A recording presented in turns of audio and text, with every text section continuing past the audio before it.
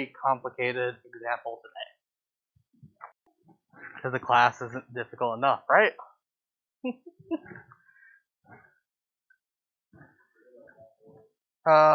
Perhaps, if you want to make sure you can type it in. So I do know one major problem in this class that people can do all the math right, but do not know how to type in a calculator. So it's good to make sure you can type it in and get the same number as me. The number one talking about that is, for example, doing something like 5 plus 15 divided by 10 plus 10. What I see often happens is people will put into the calculator something. So how would you type this in the calculator? Type it in and see what you get.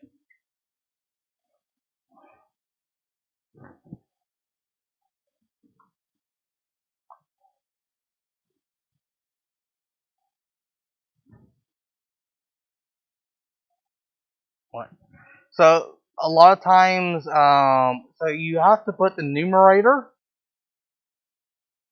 in parentheses, and you have to put the denominator also in parentheses. A lot of time what I see happen is students will put in 5 plus 15 divided by 10 plus 10. So this would be evaluated first. So that would be 2, and then plus 10, and they get 12. So always make sure you put a denominator and numerator in parentheses. And we'll get into square roots issues with that I see happening too. So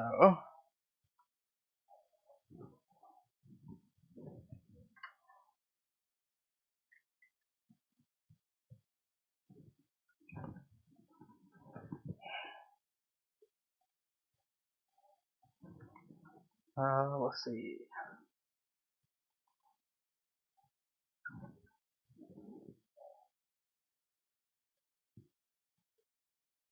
So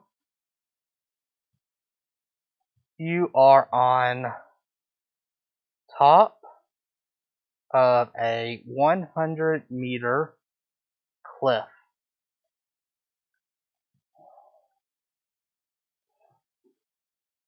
You drop or throw a ball off the cliff.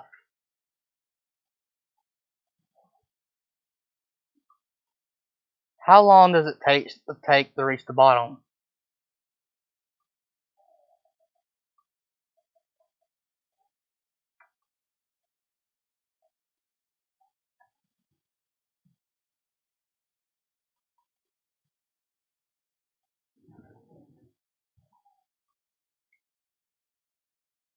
So you're on top of a 100-meter cliff.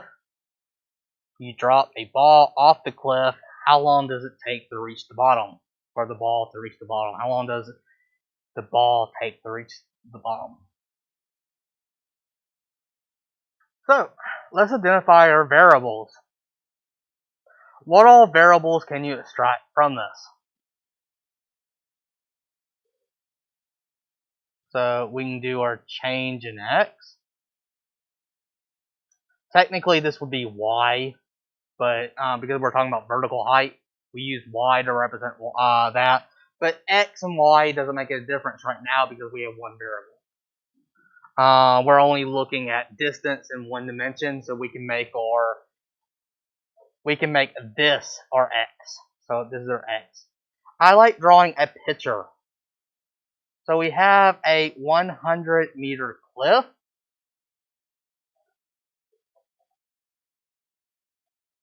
And we take a ball, and it's going to fall all the way down and hit the ground. Let's expand this out. Instead of delta x, so remember delta x is just equal to what? What is delta x equal to? Displacement was the equation for it.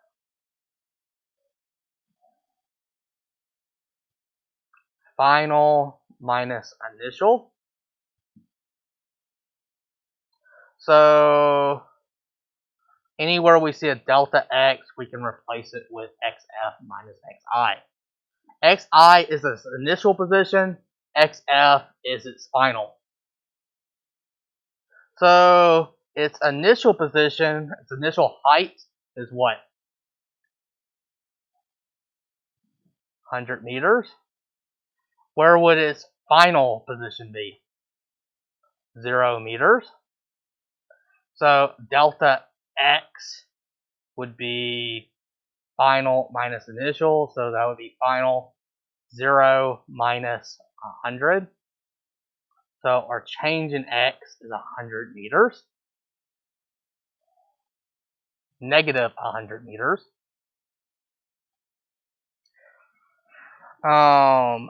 What else do we know about this? So there's only one number given, but we can identify a whole lot more numbers. So whenever you drop something, whenever you're just holding it before you drop it, what's its speed initially? When you're just holding it, you're about to let go. 0. So our initial velocity is 0 meters per second.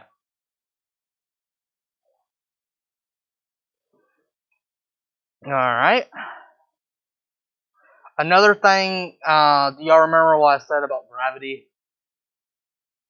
So acceleration due to gravity, you should memorize this number, is negative 9.8 or negative 9.81 meters per second squared.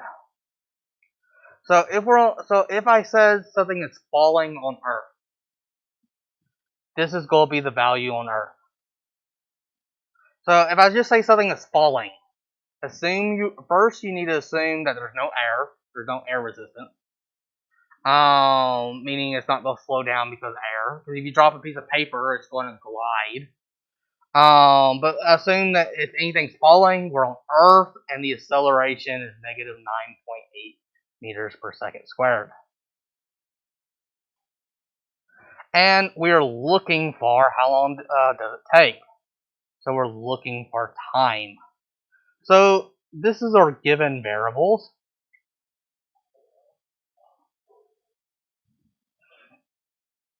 So which equation will we use?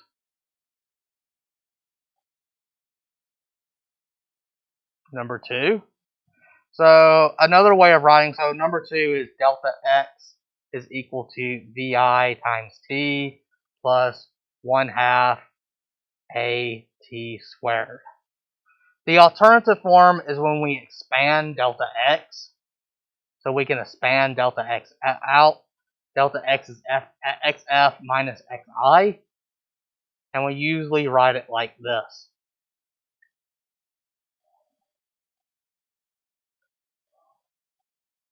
We expand delta x into xf minus xi, and then we move the xi to the right side.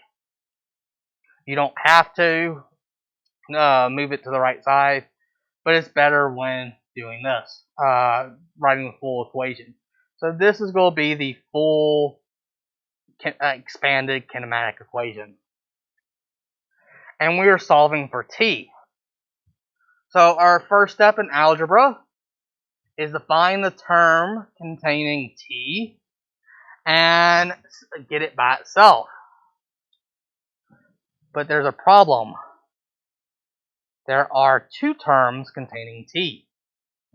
So how would you solve for this algebraically?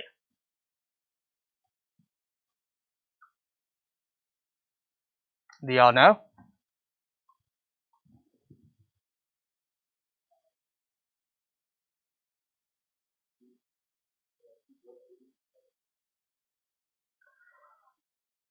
Have y'all used the quadratic equation before? But have you used it? Have you used it, the quadratic equation? So if you have, for example,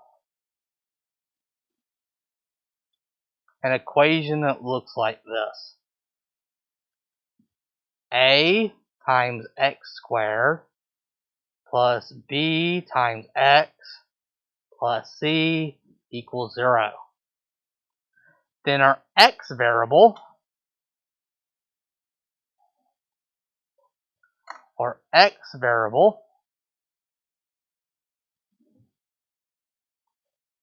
is equal to negative b plus or minus the square root of b squared minus 4 times ac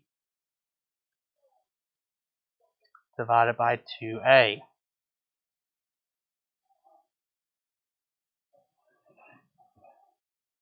So,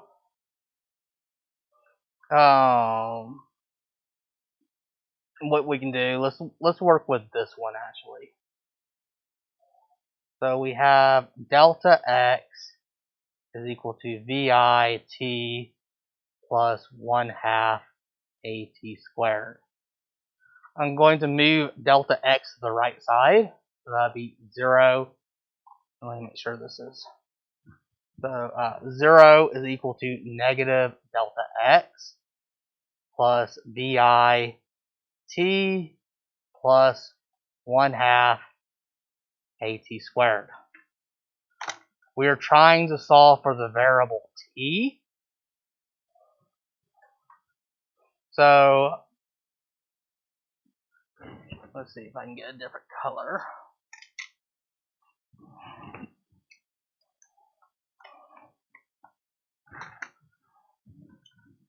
So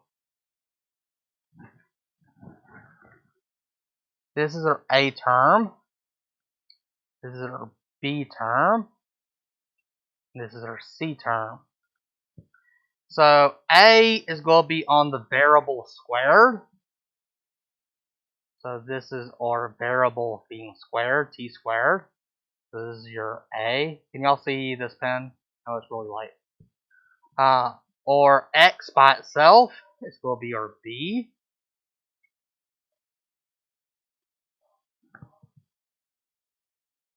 And then the term with no x is going to be our c.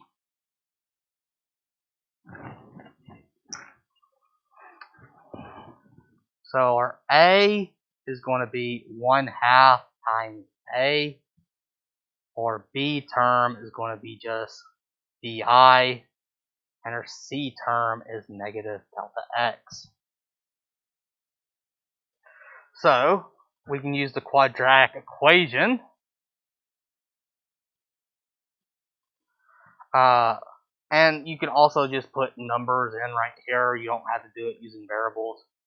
So our t is what we're solving for. T would be equal to negative b, so negative bi, plus or minus the square root of b squared, so bi squared, minus 4 times our a term. Our a term was 1/2 a, times c. Our c term is negative delta x, divided by 2 times a term, which is 1/2 a. Again, if you wanted to just plug in numbers, so let's just plug in numbers.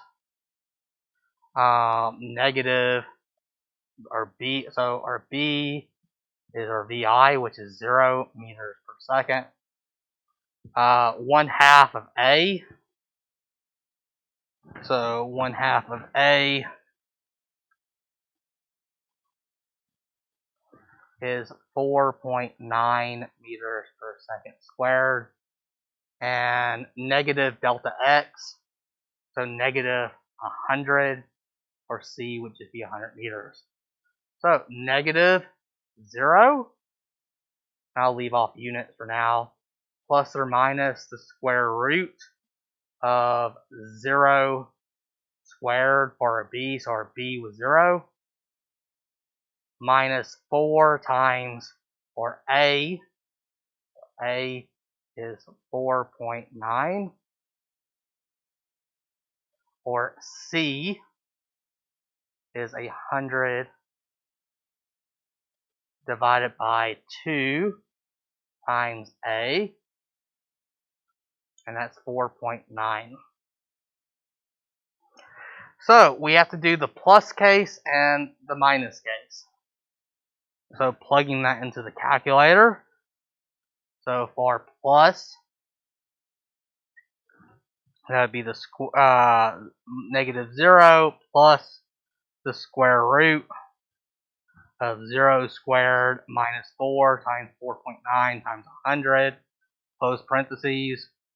And this is another example. Make sure you put in parentheses the entire denominator. 2 times 4.9.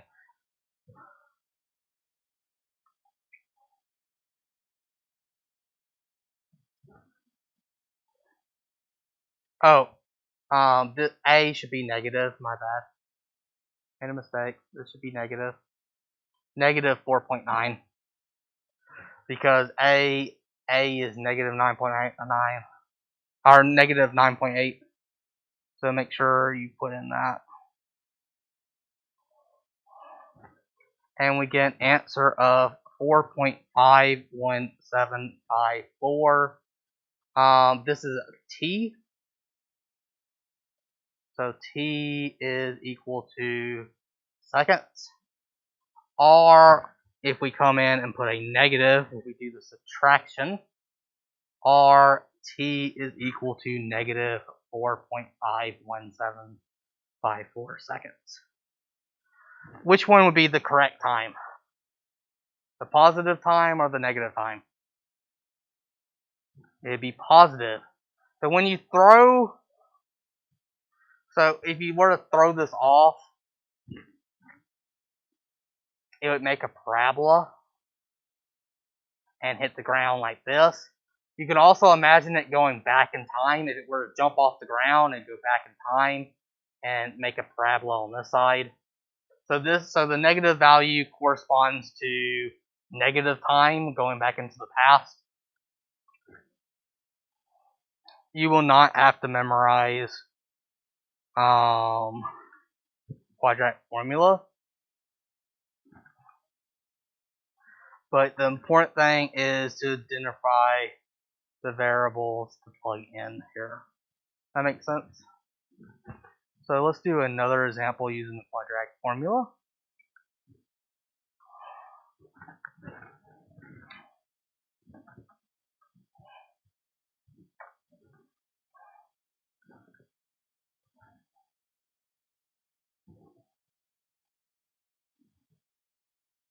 Alright, so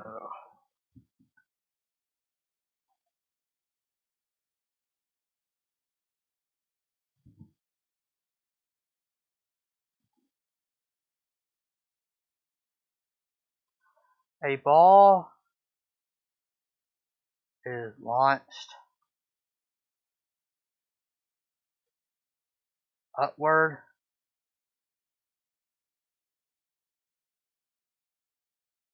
with a speed or velocity of 10 meters per second.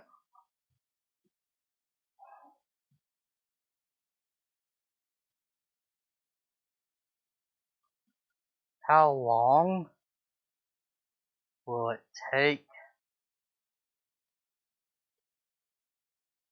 the ball to reach a height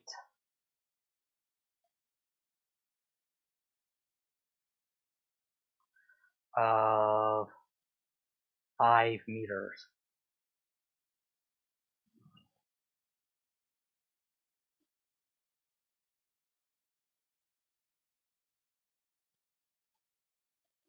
So again, we identify our variables, we can assume that our initial height, because it's not given, we'll just assume that it's 0 meters, and our final height is 5 meters, making delta x equal to xf minus xi, which would be 5 meters minus 0 meters, which is just 5 meters.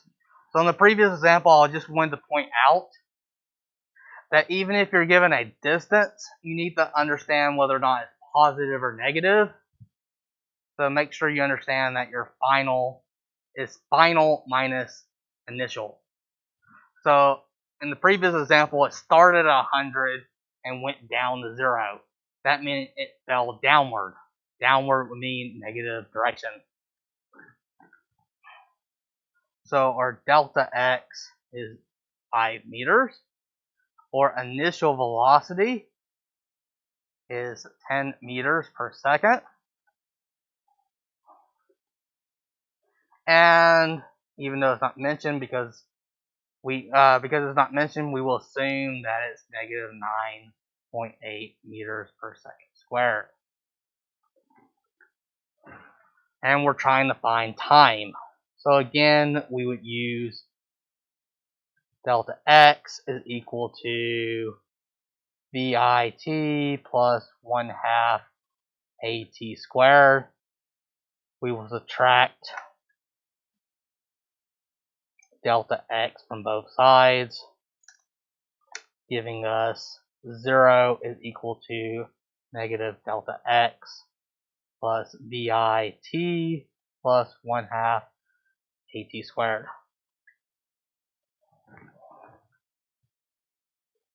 So here, again, we have our C with no T.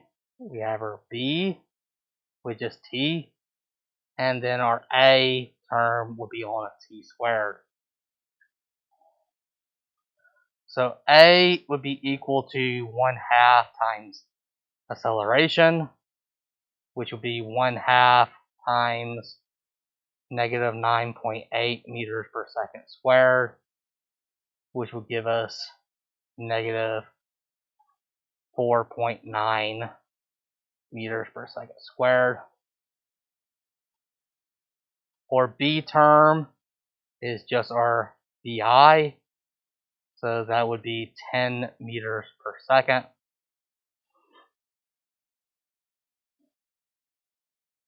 And our C is negative delta x, so negative delta x, which would equal negative 5 meters.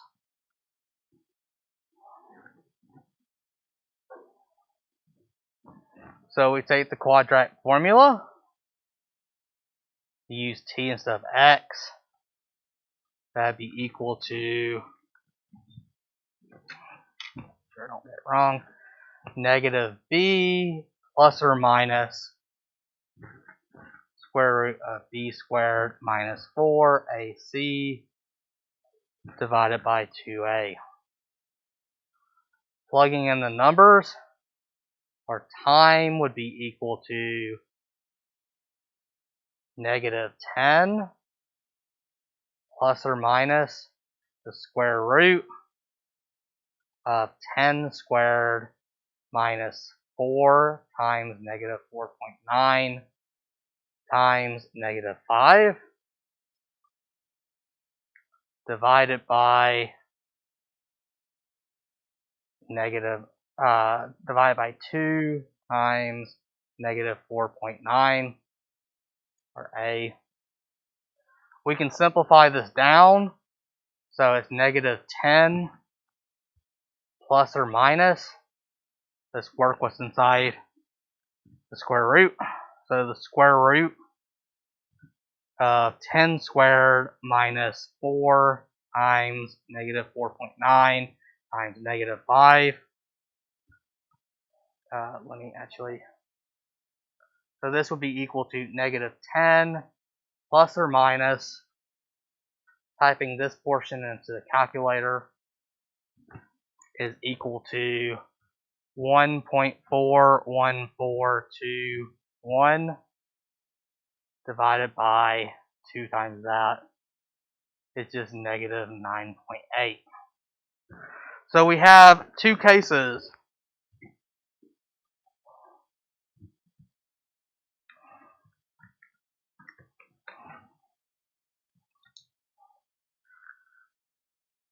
We have the positive case, and we have the negative case. So solving for the positive case, negative 10 plus that. So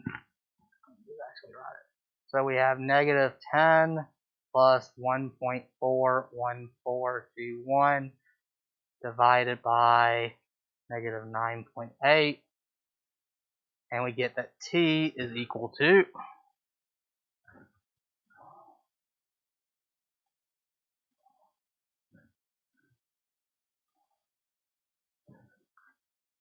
0.8761 seconds.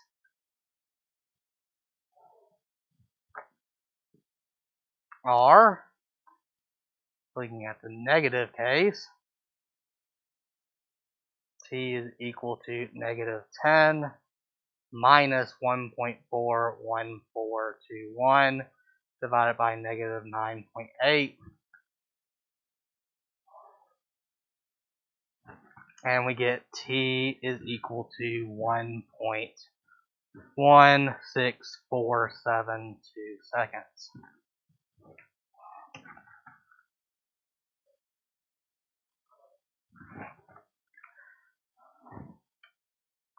So why are we getting two numbers? Why are we getting two answers?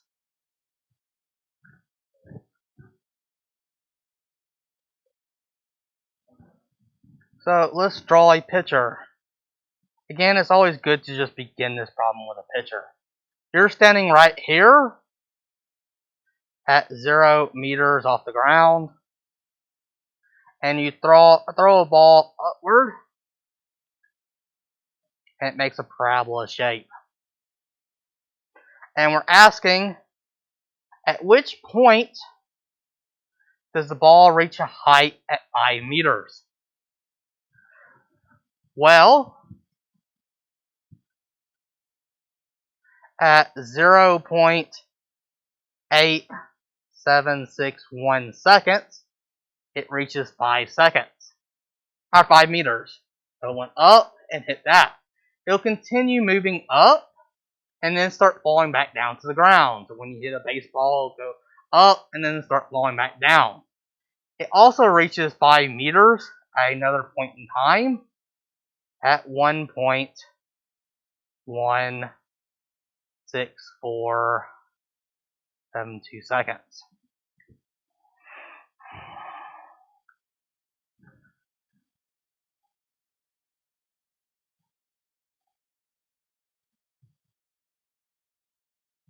Make sense?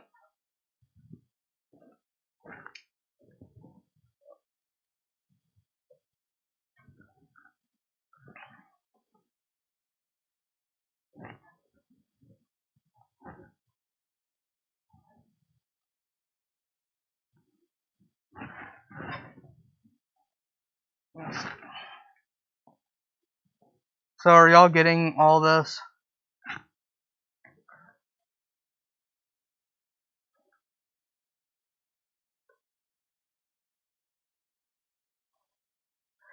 So right now, what we're doing right here, we're not going to focus much on this right now.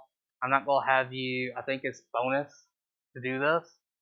But come third 6 weeks, when we come back to this, we will be doing this. So like I said, we're going to be using kinematics a lot. And it's important to understand that how to solve quadratic. Because when we come back, so we're only looking at one dimension right now. We're only looking at the either horizontal or vertical. I put X's for vertical here. But in the future, we're going to have both X's and Y's. But I think it's time for homework.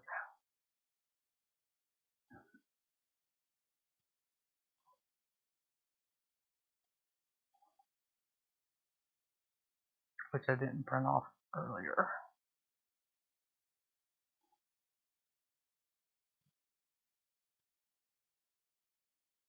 Homework takes a lot of time to do, and you're bound to get stuck. My policy is 2 days. So you'll have today and tomorrow, and it'll be due the day after, which will be Saturday, which will fall to Monday. So since this is your first homework, you will be getting extra time. And my computer is ultra slow.